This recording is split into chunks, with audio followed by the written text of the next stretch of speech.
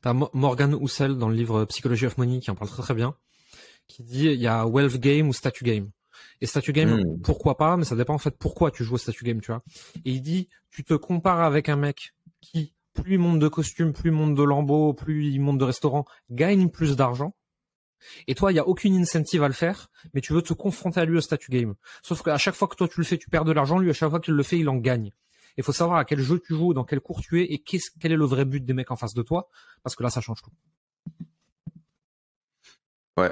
Bah, c'est vrai qu'après, l'autre, moi-même, c'est vrai que, moi, tel que je le formulais, mais finalement, c'est la même idée, c'est profit versus prestige, quoi. Est-ce que tu es là pour maximiser le prestige, la reconnaissance sociale, est-ce que tu es là pour maximiser le profit, quoi. Et l'exemple que je prends toujours, c'est Xavier Niel. Xavier Niel, il a commencé en voulant maximiser le profit, pas le prestige. Il a fait du Minitel en rose. Par définition, c'est crade. C'est regardé avec mépris, avec suspicion, ok. Il a accumulé les premiers millions. Il a créé Free. Il a développé Free. Il est un des mecs les plus riches de France. Il se tape la fille de Bernard Arnault. La vie est belle. Et même maintenant qu'il est milliardaire et qu'il est marié à la fille de Bernard Arnault, les gens qui nous écoutent peuvent arriver à la conclusion que le prestige, il l'a aussi. Alors que les gens qui prennent le prestige, moi je vois ça, quand j'étais à HEC, tout le monde privilégie le prestige. Pourquoi tout le monde rentre à HEC? Prestige, c'est tout. En réalité, tu gagnes pas tant d'argent que ça après HEC. Pas à notre génération. Prestige. Et après, ils vont aller faire un double diplôme avec, je sais pas quelle fac à la con. Pourquoi? Prestige. Après, ils vont aller faire des stages chez McKinsey et Goldman Sachs. Pourquoi? Prestige, pas profit. Après, ils vont aller bosser dans je sais pas quel grand groupe. Pourquoi? Prestige. Parce qu'il faut aller là, parce que c'est important, parce que, voilà, t'es le genre idéal, parce que tout le monde dit. Ils ont des vies de merde. Ils ont des vies de merde. J'en ai connu des consultants internationaux, McKinsey, etc. Mais surtout, ils ont gagnent de l'argent, hein. Ils ont pas de vie. Ils gagnent de l'argent, certains, mais ils ont pas de vie.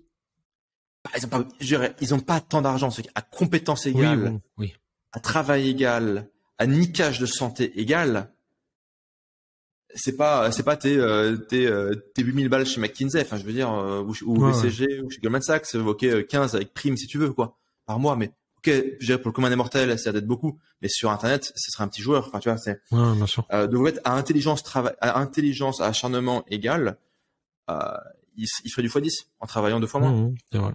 Et bah, du coup, si en travaillant 2 fois moins, c'est pas travail égal, mais bon, bref, tu vois l'idée.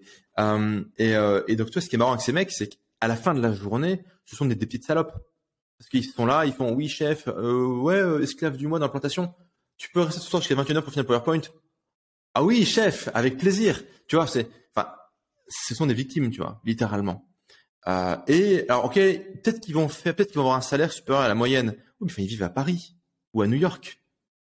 Ça taxe à mort. Et le coût de la vie, il est hors de prix. Et là, ils vont se trouver une grognasse, une française, là. Et ils vont dire, donc elle va mettre la pression. Ah, ça serait bien qu'on se marie et que, pourquoi pas, et qu'on prenne, il faut être propriétaire à Paris. Ah oui, propriétaire à Paris. Donc, ils vont se prendre, je dirais, un appartement niqué, mais dans un quartier qui monte. Parce que pendant que le quartier monte, ce qui est d'ailleurs vachement discutable, quand tu sors dans la rue 5 minutes, le pays, il est en chute libre. Donc, en fait, tu viens de louer une suite dans le Titanic, quoi. Mes félicitations. Et surtout, ton pouvoir de négociation face à la vie et face à ton employeur vient de s'effondrer parce que l'employeur, tôt ou tard, il sait que tu as un crédit, hein. Ah ouais, t'es devenu propriétaire, Kevin. Ah, bravo. Tu te dis, ah, bravo, c'est bien d'être propriétaire, c'est ce qu'il faut faire. Ouais, parce que il te le dit, le mec, parce qu'à la minute où tu as signé le bail, c'est pas un bail, mais bon, le contrat, quoi. Je sais pas comment ça s'appelle en France, aucune idée. Eh ben, ton pouvoir de négociation face à la vie est proche de zéro. Tous les mois, il faut que tu aies le charbon pour rembourser le prêt. Bien sûr. Tous les mois. Pour les 20 prochaines années. Mais félicitations, tu viens d'être la pute du système. Esclave du mois dans la plantation, tu vois. C'était un mime horrible, ce truc-là, mais bon. Je suis d'accord avec toi sur ce truc de profit over prestige.